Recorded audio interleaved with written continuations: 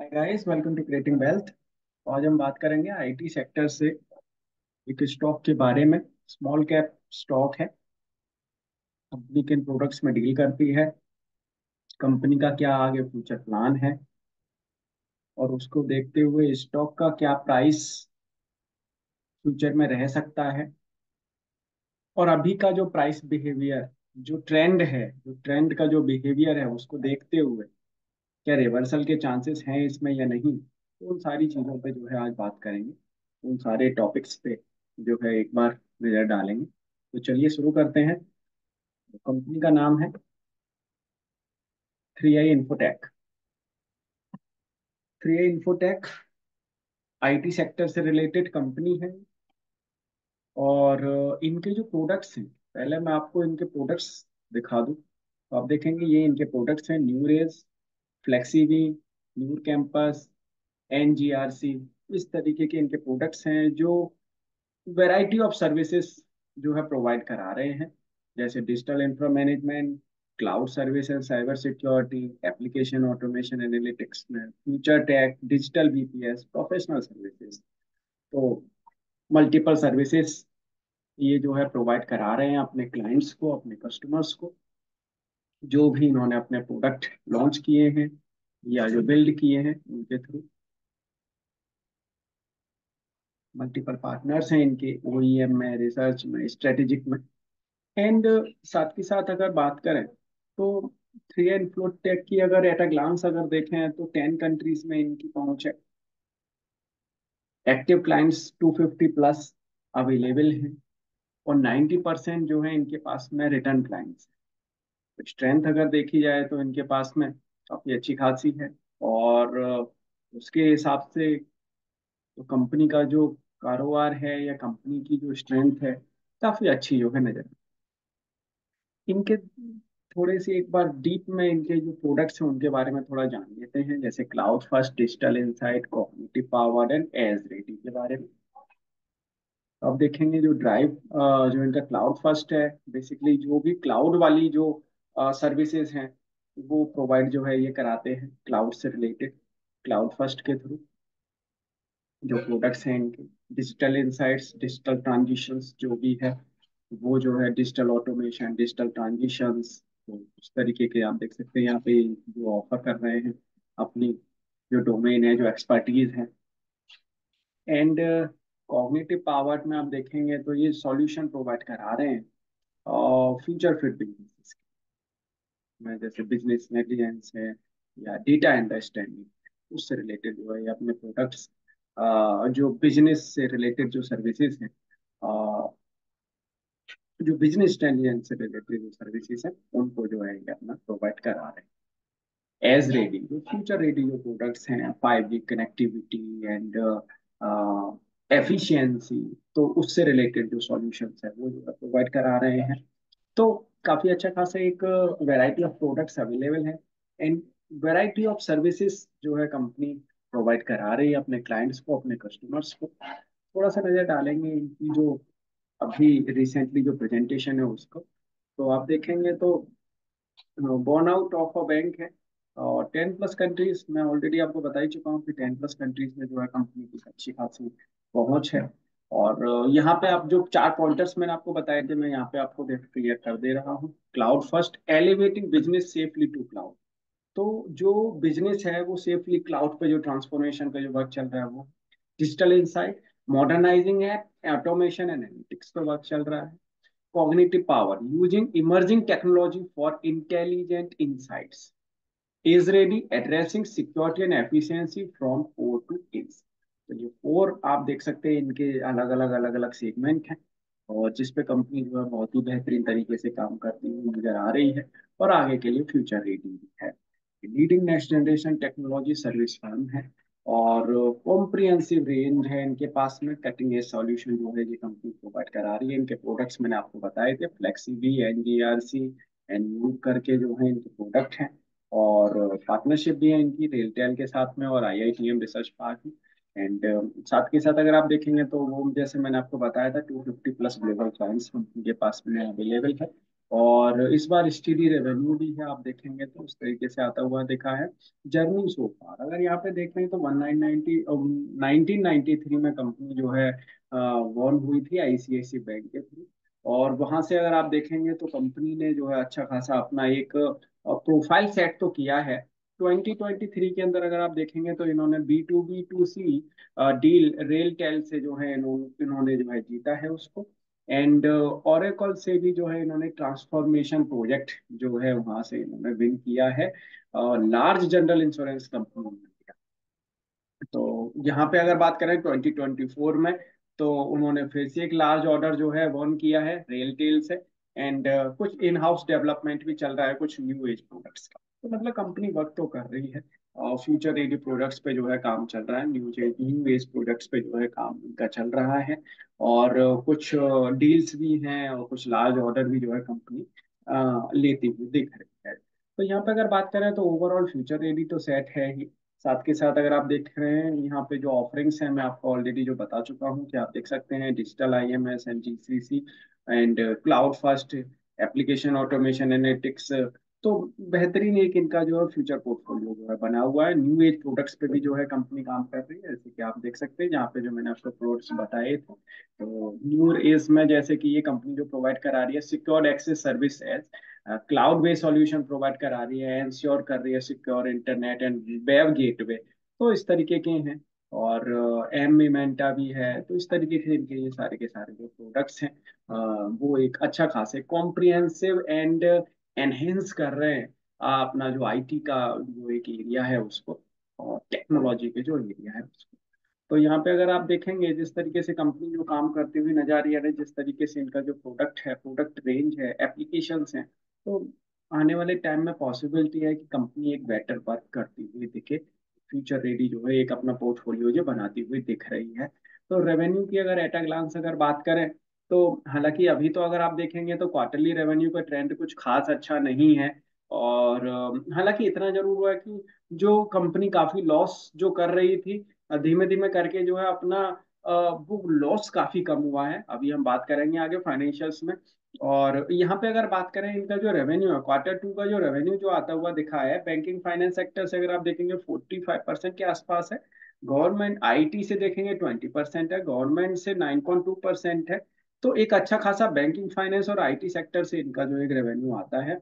And US में अगर आप देखेंगे तो इनका 35% वहां से रेवेन्यू है। एंड इंडिया में अगर आप देखेंगे तो 50% का हाफ तो जस्ट अपना इंडिया से आ रहा है। तो क्लाउड फर्स्ट से भी अगर आप देखेंगे तो 2.8% आने लगा है। तो यहाँ से भी कहीं ना कहीं धीमे धीमे करके इनका रेवेन्यू एक जनरेशन हो रहा है। टॉप क्लाइंटेल से अगर बात करें तो ठीक ठीक इनका रेवेन्यू जनरेट हो रहा है।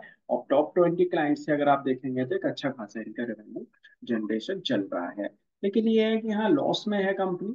मुझे लगता है कि लेकिन आने वाले टाइम में कंपनी बेटर काम करती हुई दिखेगी। अब रेवेन्यू देखेंगे आप लाइन ऑफ बिजनेस के थ्रू, जैसे कि ट्रिपल ए से अगर आप देखेंगे तो वहां पे इनका रेवेन्यू में थोड़ा बहुत अपसाइड देखने को मिला है, बीपीएस में भी थोड़ा अपसाइड देखने को मिला है, क्लाउड फर्स्ट में भी थोड़ा इस बार के क्वार्टर में अपसाइड देखने को मिल रहा है, एंड आईएमएस में थोड़ा सा डाउनफॉल है।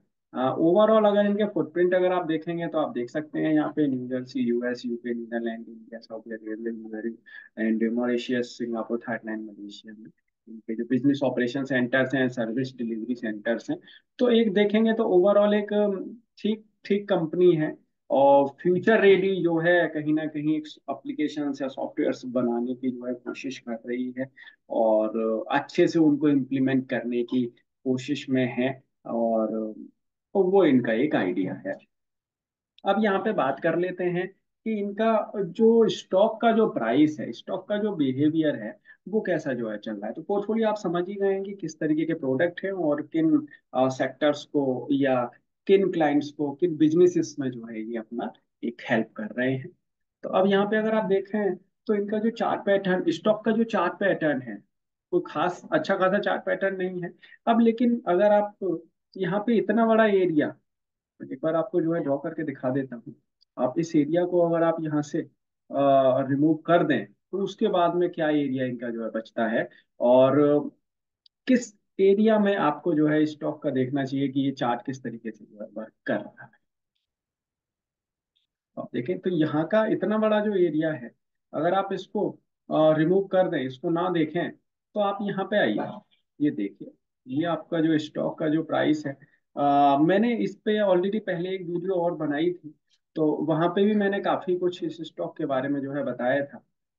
यहाँ पर अगर आप देखेंगे तो ये स्टॉक में यहाँ से देखिए, ये जो चलना इसका जो शुरू हुआ था 2021 में, और वहां पे इसके अंदर एक अच्छी खासी चाल जो है देखने को मिली थी।